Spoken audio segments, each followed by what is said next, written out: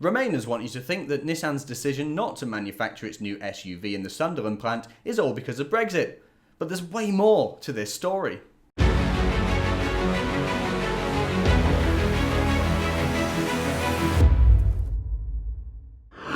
If you've been listening to all the stories of doom and gloom by the Remainers on the television, then you no doubt know by now that everybody in Sunderland are about to lose their jobs as Nissan decides to blow up its car manufacturing plant and vows never to build a car in England ever again. Of course, I'm exaggerating slightly, but we are hearing apparently that Nissan's going to be laying people off, wrong, as they decide not to manufacture its new SUV, the X-Trail, in its Sunderland factory. The Remainers claim that Brexit is to blame here, but there's a few things wrong with this story that I want to set straight today. Nissan's decision to cancel the planned manufacturing of just one of its new models, the X-Trail SUV, is partly about Brexit. More specifically, it's about the uncertainty surrounding Brexit, whether it's going to happen and how it might happen, but it's also very much to do with diesel. That's the real point of this story. The car maker's U-turn on their 2016 pledge to build this car, this new model in Britain, is a result of falling sales and bad margins in Europe. The falling sales for diesel in Europe are so serious that even an offer of cash injection from the Prime Minister in the form of state aid was not enough to keep them committed to manufacturing this new model in their Sunderland plant. That plant that they're not closing, by the way. Take the diesel version of the Qashqai, a car that's already manufactured in Sunderland. This diesel version of that car accounts for just 20% of its sales, down from 40% 2 years ago. And this new model SUV was expected to be mostly diesel, so I have to ask Remainers, how exactly did they think Nissan was going to make money on this?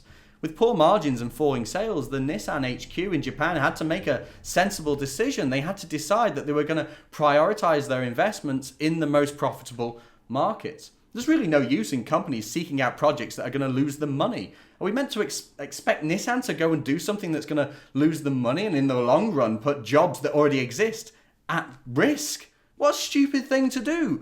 Production of the car was expected to begin in the next 2 years and last until the end of the decade.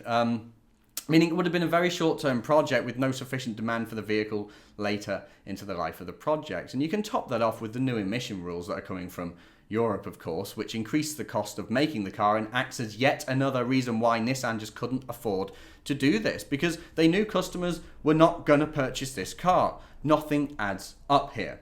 The X-Trail SUV is already made in Japan too, so what's the point in making a new manufacturing outpost here in the UK for a vehicle that isn't expected to sell a great amount anyway? These are all the reasons that Nissan had to decide not to manufacture in Sunderland, but I want to be totally honest about this and say that Brexit does actually play a part in this, but not in the way that people seem to think. See, it's not Brexit that's causing the problems here.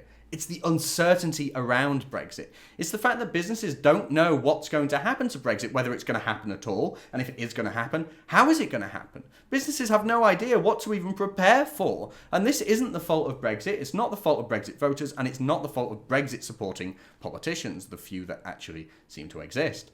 The blame here is squarely at the feet of Remainers, who've spent literally years trying to upset the Brexit process and negotiations, or even cancel it completely. The scaremongering, the political manoeuvring around Brexit has been deeply irresponsible by our politicians. Businesses like Nissan, which export more than half of its cars to Europe and shipping components from Europe to make the cars, they need to know what to prepare for. And a swift, clean Brexit was possible more than 2 years ago. Imagine how great that would have been for business just to leave the European Union, have no uncertainty, and put in some plans for how we were going to do things. That would have been fantastic for business, but no. Of course, we have to sit around for 2 or 3 years negotiating.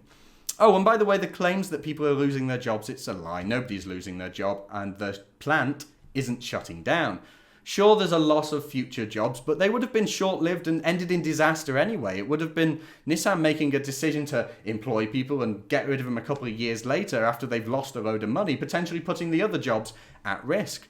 Nissan's making a decision here based on market factors across Europe, and that's what every good international business should be doing. All of this could have been avoided if we'd left the European Union long ago. As we instructed our politicians to do in 2016, companies like Nissan could be enjoying a free trading global economy in Britain, but instead they're faced with uncertainty caused by the manic Remainers. We're not funded by the government, we don't have big sponsors, and we certainly don't have massive donors. If you'd like to help support our work, please go to rebeldonations.com/thebuck.